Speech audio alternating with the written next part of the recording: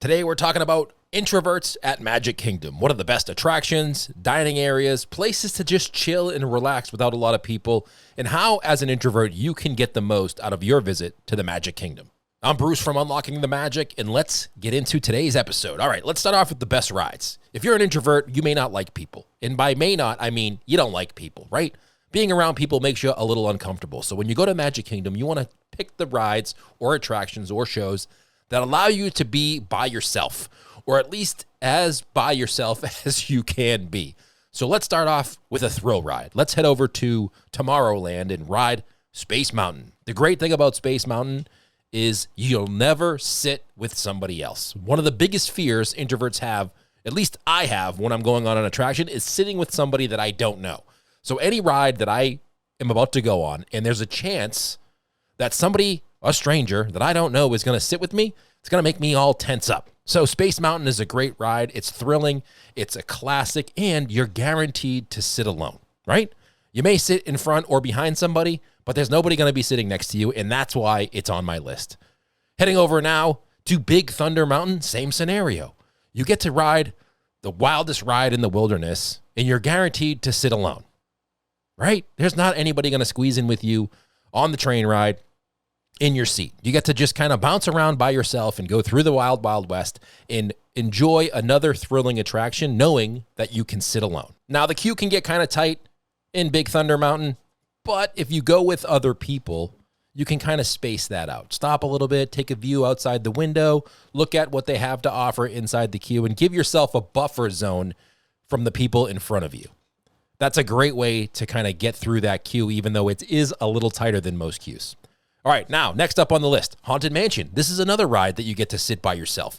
Once you get past the queue and past the stretching room and into the line, you're going to get on your dune buggy, and if you are a solo traveler, you can just sit by yourself, relax, and enjoy the views of the Haunted Mansion without having to sit with a stranger or somebody that you don't know, or maybe you just want to get away from your family a little bit. Hey, listen, your family's awesome, right? But sometimes you just want your little 2 to 5 minutes of alone time, and the Haunted Mansion is a great place for you to be able to enjoy your time by yourself, see the views, the Hatbox Ghost, and get to enjoy the atmosphere without having to worry about being around anybody else. Next up on the list. Now, this one is another one of those rides where getting to the destination is certainly not the location, because there's a raft ride to get over to Tom Sawyer Island.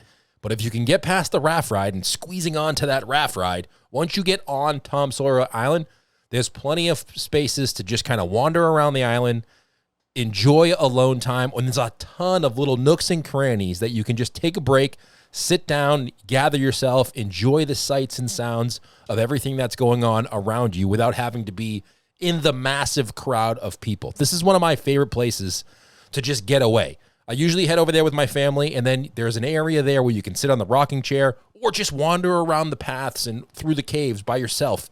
And you can just enjoy the moment of being alone. Serenity now. The only stressful part is getting back on that raft to get back to the mainland. But again, they all have their pros and cons, and I enjoy my time over at Tom Sawyer Island, and I can psych myself up to get back on the raft ride, to get back over, to maybe go on Big Thunder Mountain again, or even Space Mountain, or even next up on our list, the Carousel of Progress. It's a 25-minute ride or sit-down show that you can enjoy. The AC, you get to have tons of space, because let's be honest, Carousel of Progress isn't the most popular show inside of Magic Kingdom. On busy days, it can get quite crowded, but each auditorium that you go into has plenty of seating. So if you can kind of go all the way down and around, you can find a spot to sit by yourself or with just your family where you don't have to be around other people who you don't know. And it's a great place to enjoy some AC, see a great show, and also get some quiet time to kind of regenerate yourself and refresh before you get back out there and go back onto maybe Tron, or maybe a ride that you know you may have to sit with somebody else. You need to take a break and get yourself mentally prepared to get back out there with the crowd.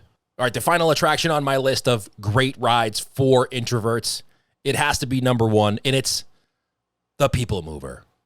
And it is unbelievable to be alone on the People Mover, riding around the track, going through Space Mountain, seeing the sights and sounds of Tomorrowland while sitting in your own car, kind of just walking through the process. And you know what? You may even, you know what I mean? with the little, you know what I means? If you've ever listened to our podcast, you definitely understand what I'm talking about right there. Can't say it on YouTube, but you know what I mean. So People Mover is my number one go-to ride. If I'm feeling a little anxious or I'm at the park and it's a very busy day, even if there's a long line for the People Mover, I am heading over there. I'll wait in that line, and I know that for 10 minutes or 12 minutes or however long the ride is, there's a little piece of quietness that goes along with me being able to ride the People Mover. So if you are feeling a little bit anxious or stressed and there's a ton of people, it's a very busy day, head over to the People Mover. Even if the line is long, it generally goes pretty quick as long as it's up and running and it doesn't break down. But it goes quick. You get on there, you get to enjoy your quiet time, refresh, rejuvenate, and enjoy the rest of your day at the Magic Kingdom. It's my best favorite ride. All right, next up on the list, we can't have a list from Unlocking the Magic without talking a little bit about food. I'm going to give you two places, one sit-down restaurant and one quick service restaurant that are my favorite places to go and enjoy some quiet time and some great food. For sit-down, I'm going to go to the Liberty Tree Tavern. There's just something about the Liberty Tree Tavern atmosphere that's very cozy and warm and inviting and quiet. You go in there, it's all you care to enjoy, so you get to enjoy quite a lot of food, and you don't have that awkwardness of going up and having to have a buffet where you go up there and be around a lot of other people while you're picking up your food and have a lot of other people around you, waiting for you, in front of you, behind you. And there's absolutely no characters as well. So if you are an introvert and you don't necessarily want to interact with characters, Liberty Tree Tavern has good food, plenty of it, a great atmosphere. And for the most part, if you're at Magic Kingdom, you can generally get a reservation around the time you want. I don't know why that is, but it's not the busiest restaurant in the world. So if you're looking to get a good reservation and have a great meal, spend a little time in some quiet peacefulness, definitely check out the Liberty Tree Tavern. You won't regret it. And tell them I sent you, by the way. They may give you some extra rolls. All right, now heading over to some quick service. Columbia Harbor House has got to be my favorite go-to place for a quick service quiet meal. You go, listen, when you go over to any quick service place in the Magic Kingdom, it's very busy. Even on a busy time during lunch, the Columbia Harbor House can look very busy because the line is a little awkward. You're waiting outside. It seems very busy. The way you order isn't that great. But again, like I mentioned earlier, if you can get through that process, once you get your food, you go upstairs, you find a little nook, and you get to sit down, enjoy the semi-warm atmosphere, looking out the window maybe at the crowd, and enjoy your quick service meal in a little bit of a quietness that you need to escape from the Magic Kingdom. It has very similar interior to Liberty Tree Tavern, and maybe that's why I like it. I'm from New England. That environment makes me very comfortable, and I know it, so it makes me even more comfortable.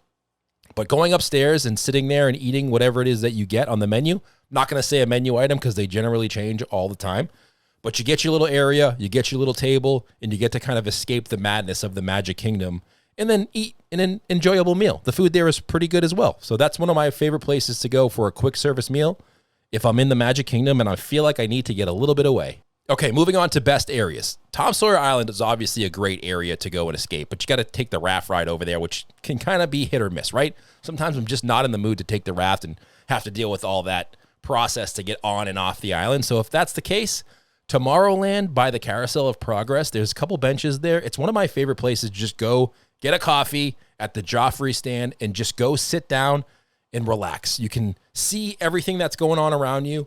The bathroom's right there. It's not a generally busy area unless there's one of those stage shows going on the stage near the People Mover.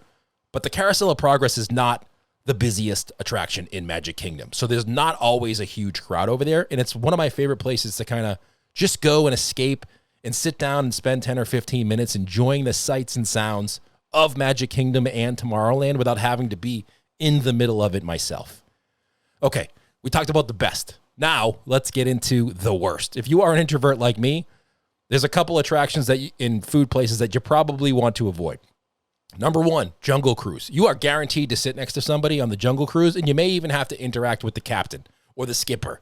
And that's just not something I want to do. Yes, I take one for the team, and I go on there with my family, but if I am not feeling it that day or I am wanting to not be around people, the Jungle Cruise is definitely not an attraction I am going to go on.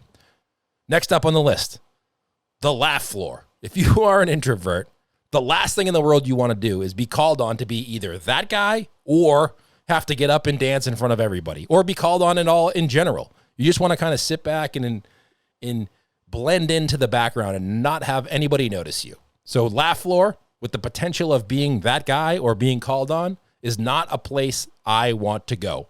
If you do get stuck there, though, try to go all the way to the end and try to be as incognito as you possibly can. They generally call on people in specific areas, so if you don't want to be picked, don't sit there. The ends are usually the best place to go. Put your hood up, hide, duck down, whatever you got to do to not be called. It's still a fun attraction, but it's just not something I want to go to be called on. And for dining, everybody likes Cosmic Rays. It's one of the busiest places. It's just so busy ordering and trying to find a table that I generally try to avoid Cosmic Rays if it's a busy time. You may find it during at nighttime or maybe in between lunch and dinner. At those in-between meal times, it may be a great place to kind of go sit down and enjoy some AC watching the show. But if it's a busy time during lunch or dinner in those main prime time areas, that is one place that I try to avoid the most because it does get busy and chaotic in there. All right, let me know what you think of this episode. This is a short video helping out those introverts like me out there. Let me know, what is your go-to attraction, go-to sit-down dining, and go-to quick service dining for the introvert in you at Magic Kingdom? And do you agree with me? Are these ones that I mentioned on this podcast ones that you agree with? Let me know in the comments below. And also, don't forget to check out our podcast. Everything that I talked about will be in the description below. See you on the next video.